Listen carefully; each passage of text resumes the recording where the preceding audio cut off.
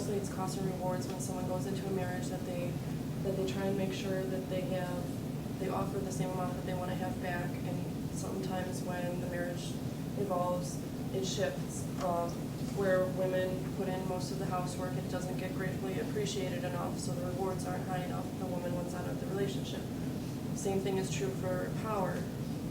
When we look at higher educated women, they also want to have that same power in the household as they do at work and where they actually earned it from, and most of the time it isn't given to them.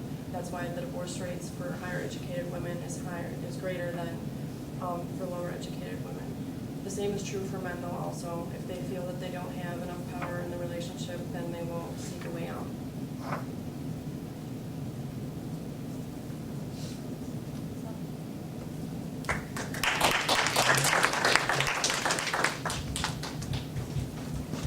It's the triangle theory of love.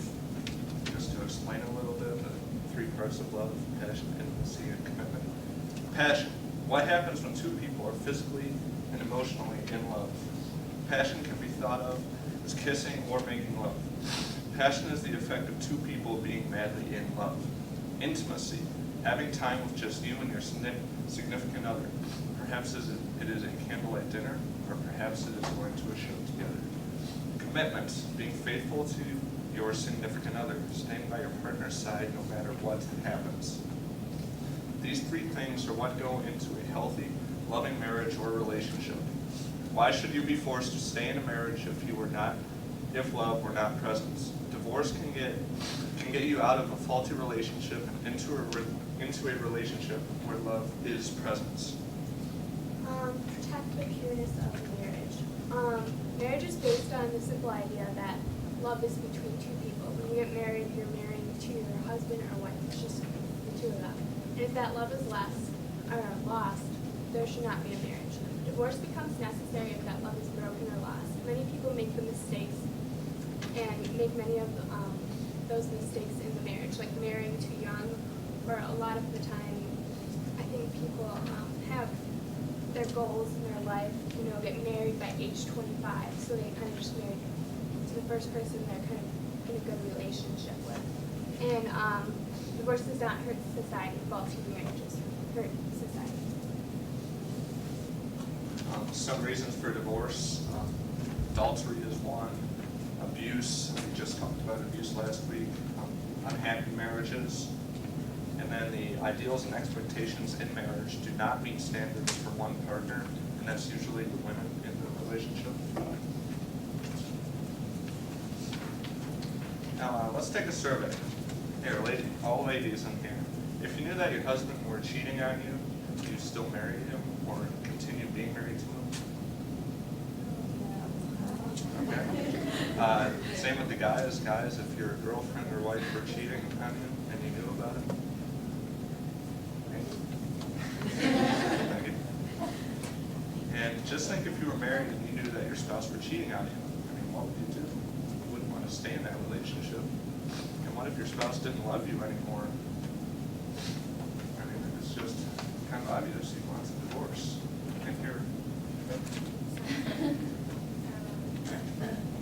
And then what happens when you continue to live in an unhappy marriage? You obviously have an unhappy life because you're not going to be happy if you don't love your partner. And when you stay in an unhappy marriage and you have children, you're teaching your kids that it's okay to stay with someone you don't really love anymore. And people change over time, so people grow apart, and you're supposed to grow together in a marriage, but sometimes that doesn't always happen. So basically, you're just teaching the child that it's okay to stay with that. And when it's possible, you could get a divorce and marry someone else and be perfectly happy, or just stay single. And then an example is, I got this from an essay by a lady who's actually been divorced quite a few times, but she made some great points. Her name is Jane Smiley. And she was saying that there was this husband and wife, and they were married for 50 years. And then finally the husband died. And his last words to his wife were, "I'm sorry I married you." And there was a lot of other examples. Like there was one where a husband every year at Christmas time was like telling how much he hated the family and his family and saying how unpretty his wife was. And they stayed married because they were very religious people, which doesn't really make sense if you're being negative. And then the daughter was talking to someone about her father, and she was saying how, because it was right after he died and Christmas was coming up, and she was saying how it's going to be such a great Christmas because they're not going to have the father around telling everybody that they're bad and stuff like that. So, something to think about. And then, do you really want your child to be 80 years old, recently widowed, and still free at last? You don't really have time to move on and find out who you are at that age. Statistics have actually shown that more and more people are waiting longer to get married. They're looking at it from more of a responsible point of view and making sure the person they're with is the right person to actually be with. Because people are being more responsible about it, marriages are lasting longer and they're more equal. It's less of a battlefield and one higher than the other.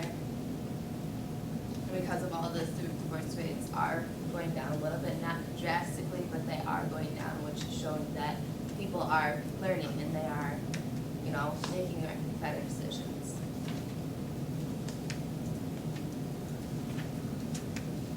And in the last slide, the divorce rate was 23.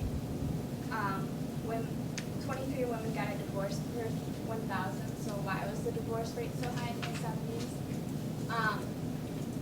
Well, one of them was more women were getting jobs, which has already been pointed out a lot. But some other stuff is during the first half of the century, people were married just to get by economically and to reproduce, have children, because that was the thing to do. Like women, if you didn't get married by probably age, I think it was 20 or something back then, you were considered an old maid. So, yeah. And so what the individual wanted as a person, they weren't able to do because they were expected to get married, and they had to get married because they wouldn't have been able to make it by. And also arranged marriages. Well, in the Debating Points book, they were talking about how United States divorce rates were so high, but what they don't look at is a lot of other societies have arranged marriages, and that's not really common in this society. And so people are more likely to choose someone they're in love with at the time. Sometimes that doesn't always work out, but I think it's pretty cool that we're able to have that choice. But yeah, so people have more freedom now, and they can be happy, single or married for love, and having the right to have a divorce if they need to. Okay, and here's just a summary of our presentation.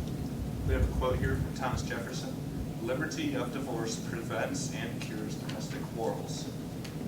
And just a summary: marriage is thought of to be a holy matrimony between two people.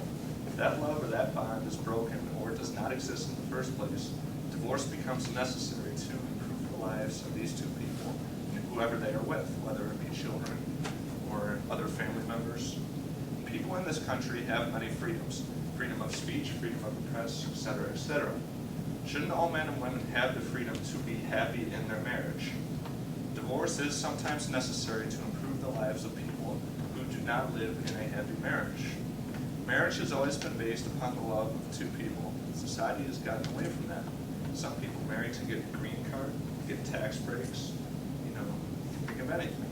However, if the love between these two people is broken or was never there in the first place, then divorce does become necessary.